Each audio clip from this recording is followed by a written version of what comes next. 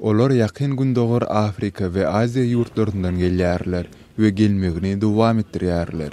Serbiýanyň Presowa şäherinde migrantlar üçin merkeziň geçen hepde açylandygyna garamazdan onda eýen 5000-den gowrak adam toplandy. Bu aralykda Wengriýa migrantlaryň akymyny saklamak üçin özüniň Serbiýa bilen serhedinde diýwar galdyryp başlady. Migrantlaryň aglabysy diýwar galdyrylmanka Ýewropa bileliginiň içine girmek isleýärler. Bakuda adam hukuklaryny goraýjylar Leyla we Arif Yunus suwdyň zalyna eltilende howpsuzlygyň ýokary derejesi üpçün edilipdi. Leyla we Yunus salat galplyklарynda aýplanyp geçen tomuz tutup edilipdiler. Olar birek-biregini sondan bäri görmändiler. Amnesty International guramasy olary siýasy tutsaklar diýip häsiýetlendirdi. Iran Kirkuk şäherinde iýun aýynda Amerikanyň bazasynda türünüşik mahaly helak bolan pilotyň jenazasy geçirildi.